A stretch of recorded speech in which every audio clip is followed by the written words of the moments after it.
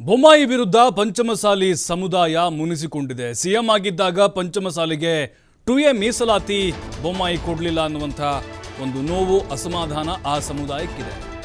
ಅವರು ಮುಖ್ಯಮಂತ್ರಿ ಆಗಿದ್ದಾಗ ದೊಡ್ಡ ಮಟ್ಟದ ಹೋರಾಟ ನಡೀತು, ಪಾದಯಾತ್ರೆಗಳಾದವು, ಧರಣಿಗಳಾದವು. ಅಲ್ಲಿ ಸುವರ್ಣಸೌಧದ ಮುಂದೆ ಕೂಡ ಧರಣಿಯನ್ನು ಕೂತಿದ್ರು, ಆದರೆ ಪ್ರಯೋಜನ ಆಗಲಿಲ್ಲ. ಬೊಮ್ಮಾಯಿ ಸಾಹೇಬರು ಮೀಸಲಾತಿ ಕೊಟ್ಟಿಲ್ಲ, ನಾವ್ಯಾಕೆ ಅವ್ರಿಗೆ ಮತ ಕೊಡಬೇಕು? ಮೀಸಲಾತಿ ಕೊಡದಂಥವರಿಗೆ ನಾವ್ಯಾಕ್ರಿ ಓಟ್ ಹಾಕಬೇಕು?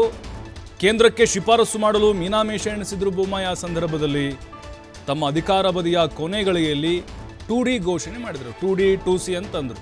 ಅದು ಅರ್ಥನೇ ಆಗಿಲ್ಲ ಜನರಿಗೆ. ಹಾವೇರಿಯಲ್ಲಿ ಬರೋಬ್ಬರಿ 2 ಲಕ್ಷ ಪಂಚಮಸಾಲಿ ಮತಗಳಿದ್ದಾವೆ.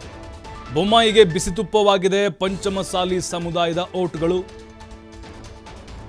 ನೋಡಿ, ಯಡಿಯೂರಪ್ಪನವರಿದ್ದಾಗ ಪಂಚಮಸಾಲಿಗೆ 2A ಮೀಸಲಾತಿ ಕೊಡೋಕ್ಕಾಗಲಿಲ್ಲ.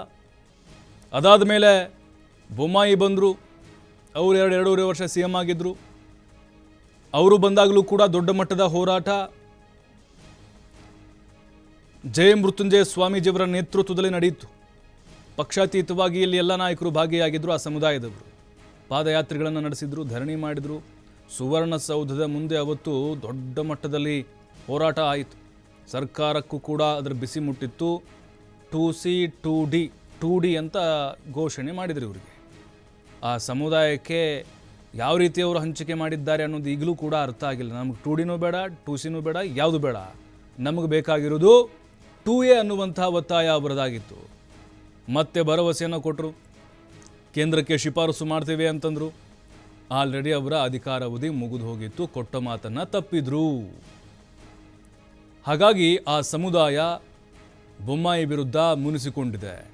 ಅದರಲ್ಲೂ ಹಾವೇರಿಯಲ್ಲಿ ಬರೋಬ್ಬರಿ 2 ಲಕ್ಷ ಪಂಚಮಸಾಲಿ ಮತಗಳಿದ್ದಾವೆ. ಈಗ ಬೊಮ್ಮಾಯಿಯವರ ವಿರುದ್ಧವಾಗಿ ಅವರು ಮತ ಹಾಕ್ತಾರಾ? ಸಹಜವಾಗಿ ವಿರೋಧ ಇದೆ. ಅವರ ಶಿಗ್ಗಾಮಿ ಕ್ಷೇತ್ರ ಅವ್ರದ್ದು, ವಿಧಾನಸಭಾ ಕ್ಷೇತ್ರ. ಅಲ್ಲಿನೇ ಜನ ರೊಚ್ಚಿಗೆದ್ದಿದ್ರು. ನಂಬಿಕೆ ಇತ್ತು ನಮಗೆ ಬೊಮ್ಮಾಯಿಯವರ ಅವಧಿಯಲ್ಲಿಯೇ ನಮಗೆ 2A ಮೀಸಲಾತಿ ಸಿಗುತ್ತೆ ಅಂತ, ಕೇಂದ್ರಕ್ಕೆ ಶಿಫಾರಸು ಮಾಡ್ತಾರೆ ಅಂತ. ಆದರೆ ಅದು ಯಾವುದೂ ಕೂಡ ಆಗಲಿಲ್ಲ. ಹಾಗಾಗಿನೇ ಈಗ ಬೊಮ್ಮಾಯಿ BJP ಅಭ್ಯರ್ಥಿಯನ್ನಾಗಿದ್ದಾರೆ. ಹಾವೇರಿ ಲೋಕಸಭಾ ಕ್ಷೇತ್ರದ್ದು ಹೊಡೆತ ಬೀಳುವಂಥ ಸಾಧ್ಯತೆಗಳಿದ್ದಾವೆ.